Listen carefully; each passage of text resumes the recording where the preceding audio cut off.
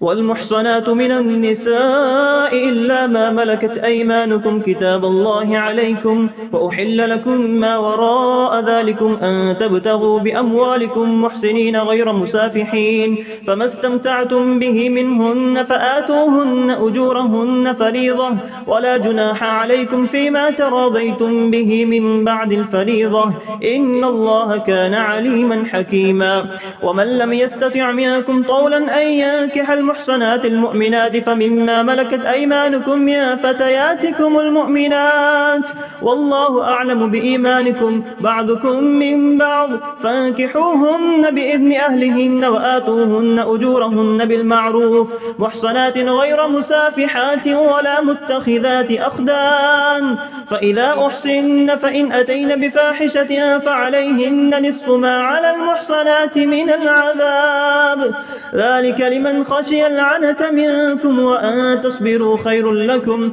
والله غفور رحيم يريد الله ليبين لكم ويهديكم سنن الذين من قبلكم ويتوب عليكم والله عليم حكيم والله يريد أن يتوب عليكم ويريد الذين يتبعون الشهوات أن تميلوا ميلا عظيما يريد الله أن يخفف عنكم وخلق الإنسان ضعيفا يا أيها الذين آمنوا لا تأكلوا أموالكم بينكم بالباطل إلا أن تكون تجارة عن تراض منكم ولا تقتلوا أنفسكم إن الله كان بكم رحيما ومن يفعل ذلك عدوانا وظلما فسوف نصليه نارا وكان ذلك على الله يسيرا إن تجتنبوا كبائر ما تنهون عنه نكفر عنكم سيئاتكم وندخلكم مدخلا كريما ولا تتمنوا ما فضل الله به بعضكم على بعض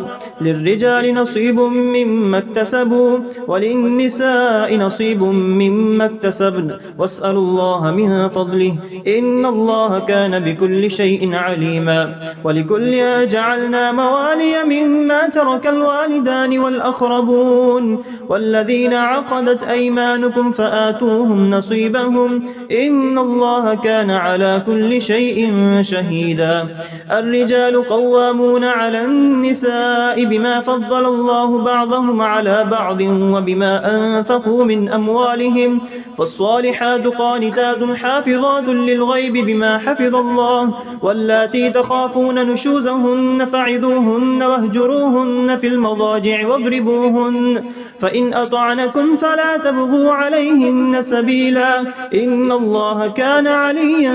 كبيرا وإن خفتم شقاق بينهما فابعثوا حكما من أهله وحكما من أهلها إن يريدا إصلاحا يوفق الله بينهما إن الله كان عليما خبيرا واعبدوا الله ولا تشركوا به شيئا وبالوالدين إحسانا وبذي القربى واليتامى والمساكين والجار ذي القربى والجار الجنب والصاحب بالجنب وابن السبيل وما ملكت أيمانكم إن الله لا يحب من كان مختالا فخورا الذين يبخلون ويأمرون الناس بالبخل ويكتمون ما آتاهم الله من فضله وأعتدنا للكافرين عذابا مهينا والذين ينفقون أموالهم رئاء الناس ولا يؤمنون بالله ولا باليوم الآخر ومن يكن الشيطان له قرينا فساء قرينا وماذا عليهم لو آمنوا بالله واليوم الآخر إلا أنفقوا مما رزقهم الله وكان الله بهم عليما إن الله لا يظلم مثقال ذرة وإن تك حسنة يضاعفها ويؤت من لدنه أجرا عظيما فكيف إذا جئنا من كل أمة بشهيد وجئنا بك على هؤلاء شهيدا يومئذ يود الذين كفروا وعصوا الرسول لو تسوى بهم الأرض ولا يكتمون الله حديثا يا أيها الذين آمنوا لا تقربوا الصلاة وأنتم سكارى حتى تعلموا ما تقولون ولا جنبا إلا عابري سبيل حتى تغتسلوا وإن كنتم مرضى أو على سفر أو جاء أحد منكم من الغائط أو لامستم النساء فلم تجدوا ماء فتيمموا صعيدا طيبا فامسحوا بوجوهكم وأيديكم إن الله كان عفوا غفورا ألم تر إلى الذين أوتوا نصيبا من الكتاب يشترون الضلالة ويريدون أن تضلوا السبيل والله أعلم بأعدائكم وكفى بالله وليا وكفى بالله نصيرا من الذين هادوا يحرفون الكلم عن مواضعه ويقولون سمعنا وعصينا واسمع غير مسمع وراعنا ليا بألسنتهم وطعنا في الدين ولو أنهم قالوا سمعنا وأطعنا واسمع وانظرنا لكان خيرا لهم وأقوم ولكن لعنهم الله بكفرهم فلا يؤمنون إلا قليلا يا أيها الذين أوتوا الكتاب آمنوا بما نزلنا مصدقا لما معكم من قبل أن نطمس وجوها فنردها على أدبارها أو نلعنهم كما لعنا أصحاب السبت وكان أمر الله مفعولا إن الله لا يغفر أن يشرك به ويغفر ما دون ذلك لمن يشاء ومن يشرك بالله فقد افترى إثما عظيما ألم تر إلى الذين يزكون أنفسهم بل الله يزكي من يشاء ولا يظلمون فتيلا انظر كيف يفترون على الله الكذب وكفى به إثما مبينا ألم تر إلى الذين أوتوا نصيبا من الكتاب يؤمنون بالجبت والطاغوت ويقولون للذين كفروا هؤلاء أهدى من الذين آمنوا سبيلا أولئك الذين لعنهم الله ومن يلعن الله فلن تجد له نصيرا أم لهم نصيب من الملك فإذا لا يؤتون الناس نقيرا أم يحسدون الناس على ما آتاهم الله من فضله فقد آتينا آل إبراهيم الكتاب والحكمة وآتيناهم ملكا عظيما فمنهم من آمن به ومنهم من صد عنه وكفى بجهنم سعيرا إن الذين كفروا بآياتنا سوف نصليهم نارا كلما نضجت جلودهم بدلناهم جلودا غيرها ليذوقوا العذاب إن الله كان عزيزا حكيما والذين آمنوا وعملوا الصالحات سندخلهم جنات تجري من تحتها الأنهار خالدين فيها أبدا لهم فيها أزواج مطهرة وندخلهم ظلا ظليلا إن الله يأمركم أن تؤدوا الأمانات إلى أهلها وإذا حكمتم بين الناس أن تحكموا بالعدل إن الله نعم ما يعدكم به إن الله كان سميعا بصيرا يا أيها الذين آمنوا أطيعوا الله وأطيعوا الرسول وأولي الأمر منكم فإن تنازعتم في شيء فردوه إلى الله والرسول إن كنتم تؤمنون بالله واليوم الآخر ذلك خير وأحسن تأويلا ألم تر إلى الذين يزعمون أنهم آمنوا بما أنزل إليك وما أنزل من قبلك يريدون أن يتحاكموا إلى الطاغوت وقد أمروا أن يكفروا به ويريد الشيطان أن يضلهم ضلالا بعيدا. وإذا قيل لهم تعالوا إلى ما أنزل الله وإلى الرسول رأيت المنافقين يصدون عنك صدودا. فكيف إذا أصابتهم مصيبة بما قدمت أيديهم ثم جاءوك يحلفون بالله إن أردنا إلا إحسانا وتوفيقا أولئك الذين يعلم الله ما في قلوبهم فأعرض عنهم وعظهم وقل لهم في أنفسهم قولا بليغا. وما أرسلنا من رسول إلا ليطاع بإذن الله ولو أنهم إذ ظلموا أنفسهم جاءوك فاستغفروا الله واستغفر لهم الرسول لوجدوا الله توابا رحيما. فلا وربك لا يؤمنون حتى يحكموك فيما شجر بينهم ثم لا يجدوا في أنفسهم حرجا مما قضيت ويسلموا تسليما. ولو أنا كتبنا عليهم أن اقتلوا أنفسكم أو اخرجوا من دياركم ما فعلوه إلا قليل منهم ولو أنهم فعلوا ما يوعدون به لكان خيرا لهم وأشد تثبيتا وإذا لآتيناهم من لدنا أجرا عظيما ولهديناهم صراطا مستقيما. ومن يطع الله والرسول فأولئك مع الذين أنعم الله عليهم من النبيين والصديقين والشهداء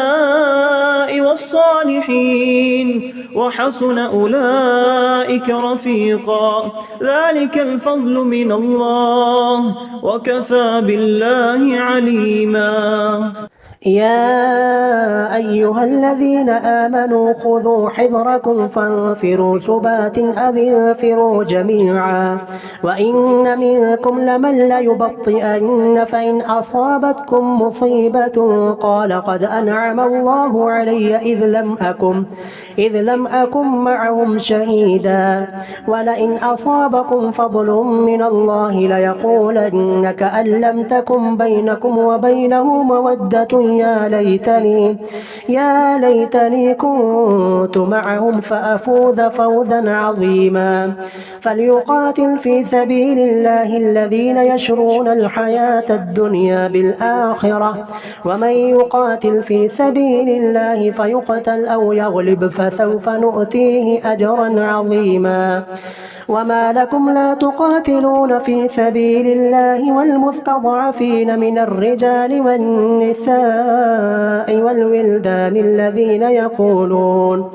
الذين يقولون ربنا أخرجنا من هذه القرية الظالم أهلها واجعل لنا من لدنك وليا واجعل لنا من لدنك نصيرا. الذين آمنوا يقاتلون في سبيل الله والذين كفروا يقاتلون في سبيل الطاغوت فقاتلوا أولياء الشيطان إن كيد الشيطان كان ضعيفا.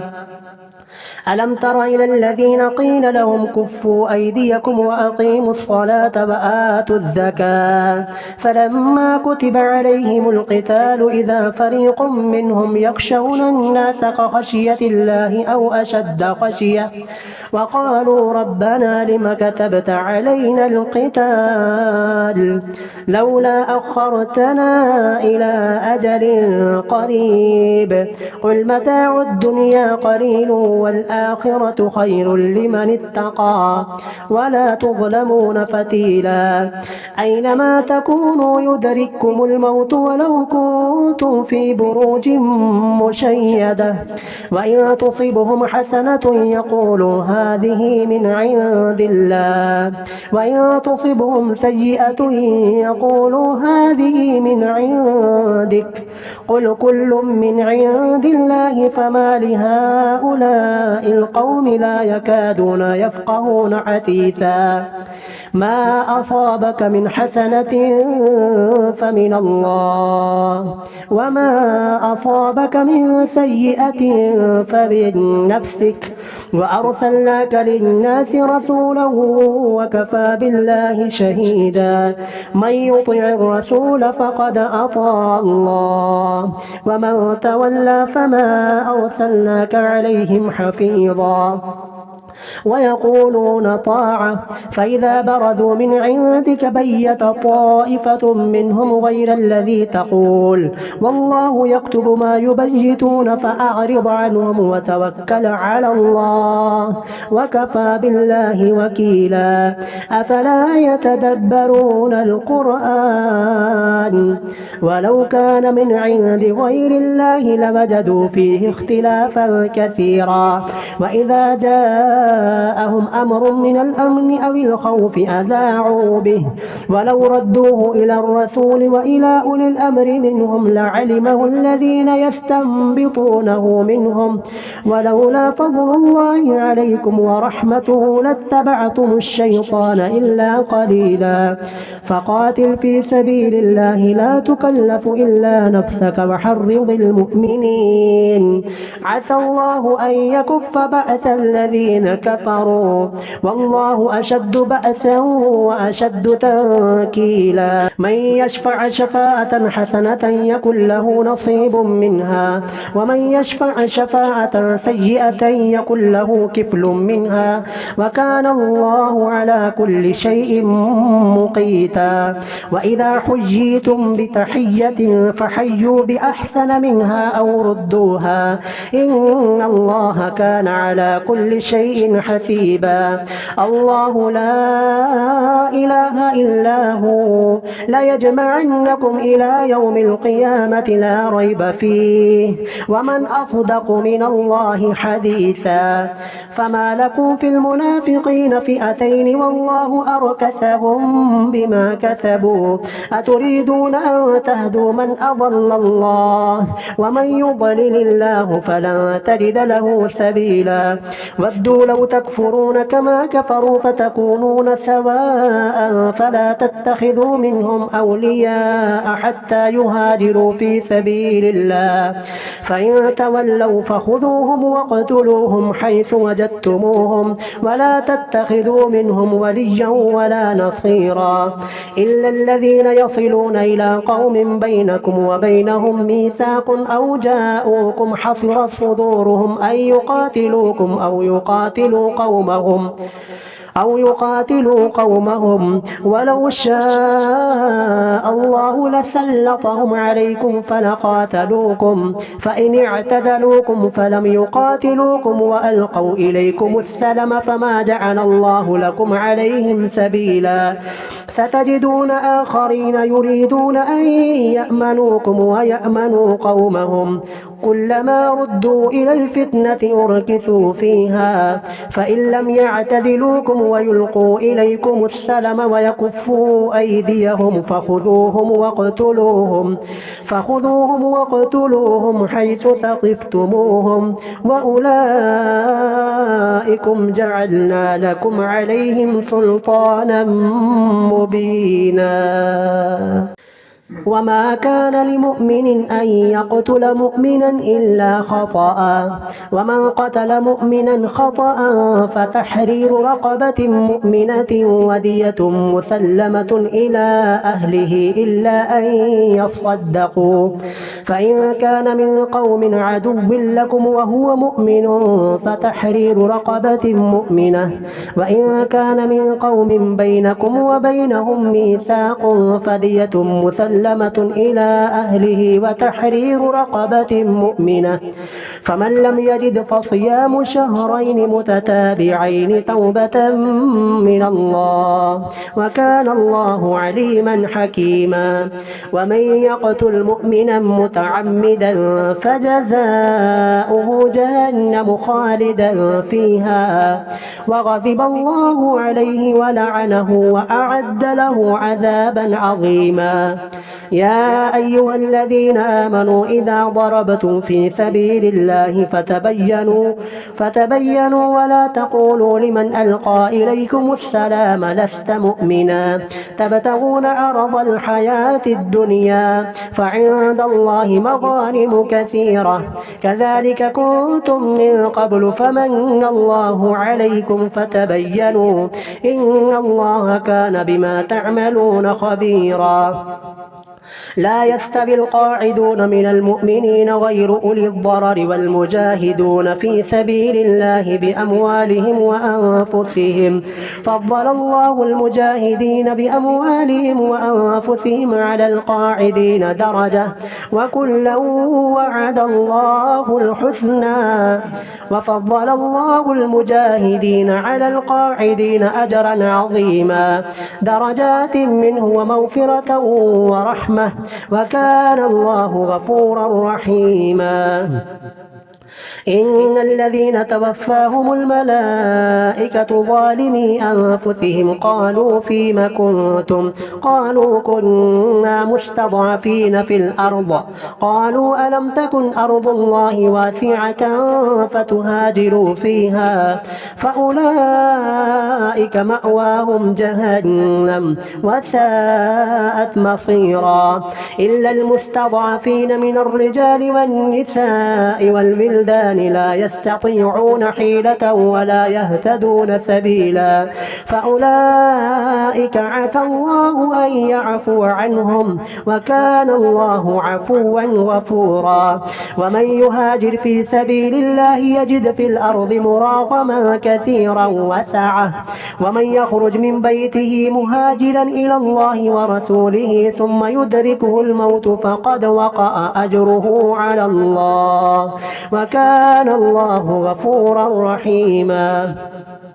وإذا ضربتم في الأرض فليس عليكم جناح أن تقصروا من الصلاة إن خفتم أن يفتنكم الذين كفروا إن الكافرين كانوا لكم عدوا مبينا وإذا كنت فيهم فأقمت لهم الصلاة فلتقم طائفة منهم معك وليأخذوا أسلحتهم فإذا سجدوا فليكونوا من ورائكم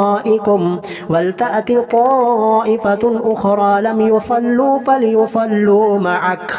فليصلوا معك وليأخذوا حذرهم وأسلحتهم ود الذين كفروا لو تغفلون عن أسلحتكم وأمتعتكم فيميلون عليكم ميلة واحدة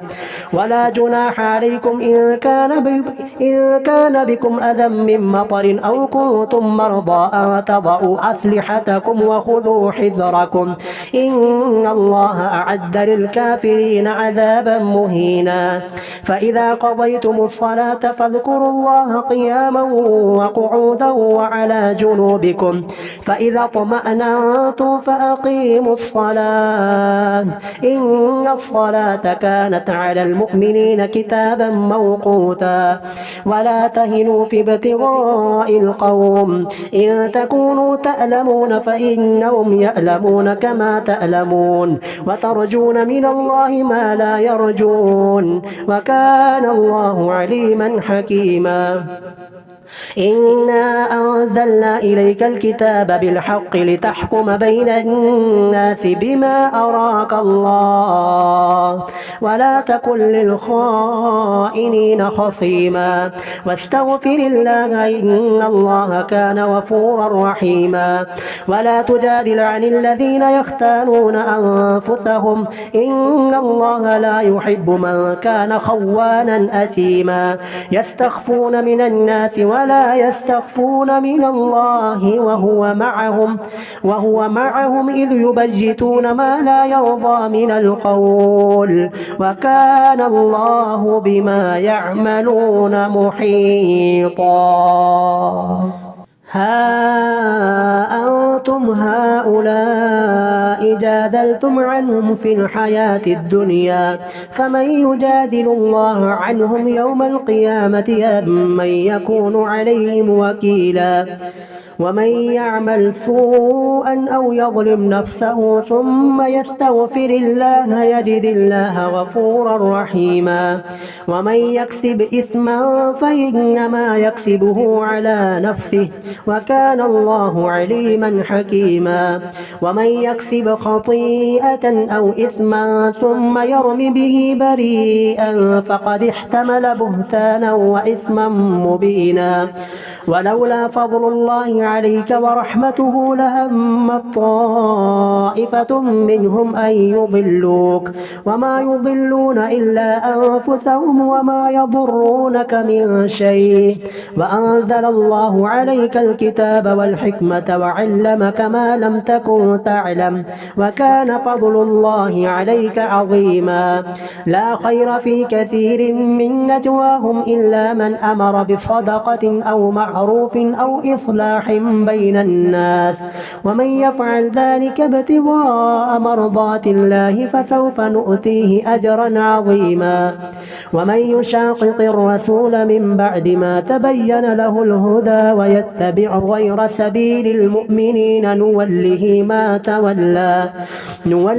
ما تولى ونصله جهنم وساءت مصيرا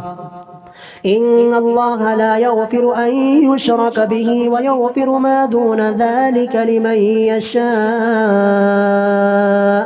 ومن يشرك بالله فقد ضل ضلالا بعيدا إن يدعون من دونه إلا إناثا وإن يدعون إلا شيطانا مريدا لعنه الله وقال لأتخذن من عبادك نصيبا مفروضا ولأضلنهم ولأمنينهم ولآمرنهم فليبتكن آذان الأنعام ولآمرنهم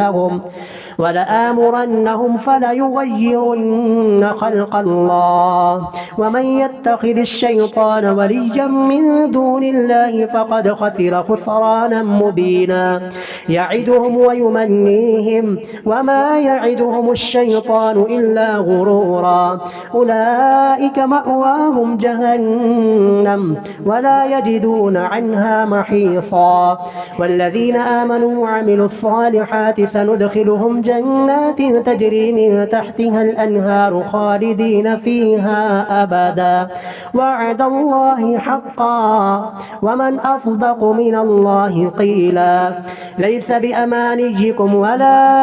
أماني أهل الكتاب من يعمل سوءا يجز به ولا يجد له من دون الله وليا ولا نصيرا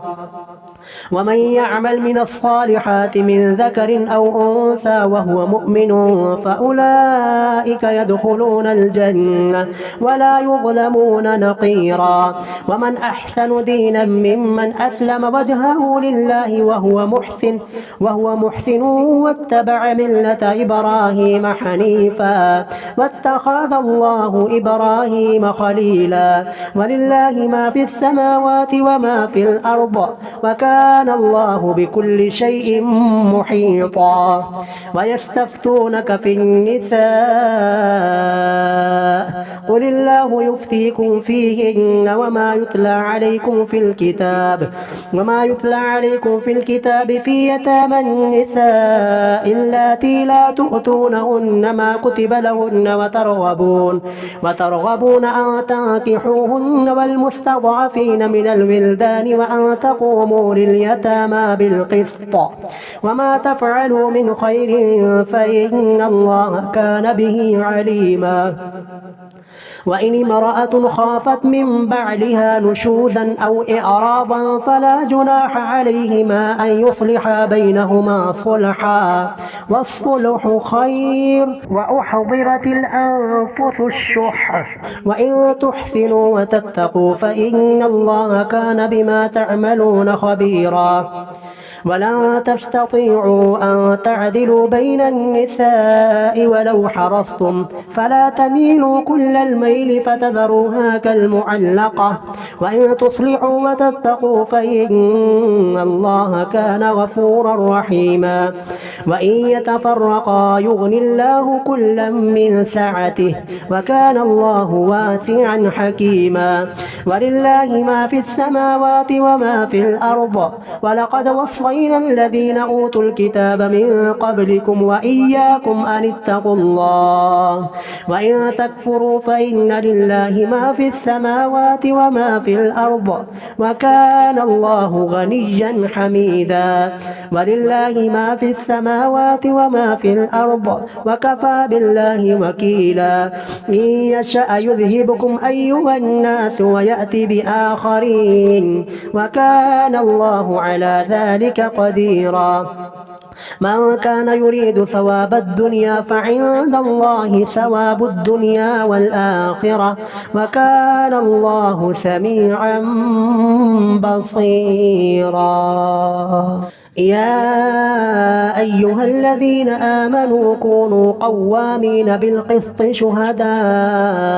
لله ولو على أنفسكم أو الوالدين والأقربين إن يكن وليا أو فقيرا فالله أولى بهما فلا تتبعوا الهوى أن تعدلوا وإن تلووا أو تعرضوا فإن الله كان بما تعملون خبيرا يا أيها الذين آمنوا بالله ورسوله والكتاب الذي نزل على رسوله والكتاب الذي أنزل من قبل ومن يكفر بالله وملائكته وكتبه ورسله واليوم الآخر فقد ضل ضلالا بعيدا إن الذين آمنوا ثم كفروا ثم آمنوا ثم كفروا ثم ازدادوا كفرا لم يكن الله ليغفر لهم ولا ليهديهم سبيلا بشر المنافقين بأن لهم عذابا أليما الذين يتخذون الكافرين أولياء من دون المؤمنين أيبتغون عندهم العزة فإن العزة لله جميعا وقد نزل عليكم في الكتاب أن إذا سمعتم آيات الله يكفر بها ويستهزأ بها فلا تقعدوا معهم حتى يخوضوا في حديث غيره إنكم إذا مثلهم إن الله جامع المنافقين والكافرين في جهنم جميعا الذين يتربصون بكم فإن كان لكم فتح من الله قالوا ألم نكن معكم وإن كان للكافرين نصيب قالوا ألم نستحوذ عليكم ونمنعكم من المؤمنين فالله يحكم بينكم يوم القيامة ولن يجعل الله للكافرين على المؤمنين سبيلا إن المنافقين يخادعون الله وهو خادعهم وإذا قاموا إلى الصلاة قاموا كسالى يراءون الناس ولا يذكرون الله إلا قليلا مذبذبين بين ذلك لا إله هؤلاء ولا إله هؤلاء ومن يضلل الله فلن تجد له سبيلا يا أيها الذين آمنوا لا تتخذوا الكافرين أولياء من دون المؤمنين أتريدون أن تجعلوا لله عليكم سلطانا مبينا إن المنافقين في الدرك الأسفل من النار ولن تجد لهم نصيرا إلا الذين تابوا وأصلحوا واعتصموا بالله وأخلصوا دينهم لله فأولئك فأولئك مع المؤمنين وسوف يؤتي الله المؤمنين أجرا عظيما. ما يفعل الله بعذابكم إن شكرتم وآمنتم وكان الله شاكرا عليما.